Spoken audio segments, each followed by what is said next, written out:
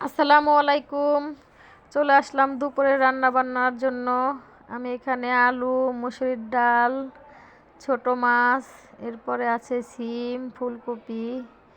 আলুটা ভিতরে বেশ ময়লা ছিল, এগুলো আমি প্রথমে একটু ভালো করে একটা চালনিতে ধুয়ে নিয়ে আসলাম। এখন আর একটু ছোলার প্রয়োজন নাই, এইগুলো আমি এখন কুচি কুচি করে কেটে নিব।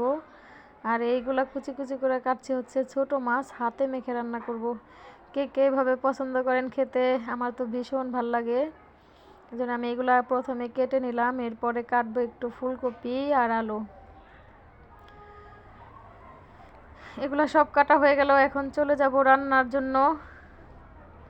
সব কিছু আমি একদম ভালো করে ধুয়ে নিয়েছি। এরপর এই যে কড়াইতে একটু তেল ছিল, আমি আর একটু তেল ব্যবহার করব না, ওইটা ছিল একটা পেঁয়াজও ভাজার তেল। এরপরে আমি এইগুলোর মধ্যে পেঁয়াজ কুচি,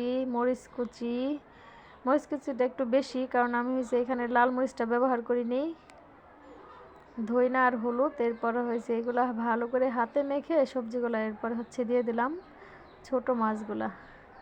এরপর একটু হাতে মেখে সামান্য একটু পানি দিব, এরপর দিয়ে দিলাম একটু টমেটো। ঢেকে ঢেকে এখন রান্না করব। এই তো আমার এই ছোট মাছের চচ্চড়িটা হয়ে গেল। এখন আমি এটা একটুখানি রেখে নামাবো। এরপরে নিয়ে আসলাম অন্য একটা কড়াইতে পেঁয়াজ কুচি করে ভেজে একটু সামান্য, তারপর একটু পানি দিয়ে আদা রসুন পেস্ট, এরপরে দিয়ে দিয়েছি মরিচ আর কাঁচা মরিচটাই ব্যবহার করছি এখানেও আমি লাল মরিচ ব্যবহার করিনি। এটা ভালো করে রান্না হয়ে যাওয়ার পরে এর মধ্যে এখন আমি ফুলকপি আর আলু দিয়ে একটু বেশক্ষণ রান্না করে নিয়েছি। এরপর পরিমাণ মতো পানি, যখন এই পানিটা ফুটবে তখন আমি এই মাছটা দিয়ে আবার একটু রান্না করব।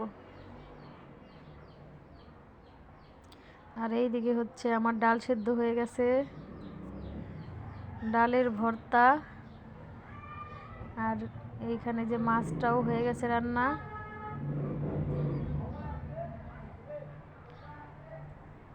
এখন পরিবেশনের প্রস্তুতি চলছে।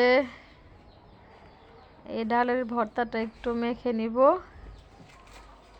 এরপরে ভালো করে মেখে ভর্তাটা বানানো শেষ হয়ে গেল। এখন এই যে আমি পরিবেশন করছি।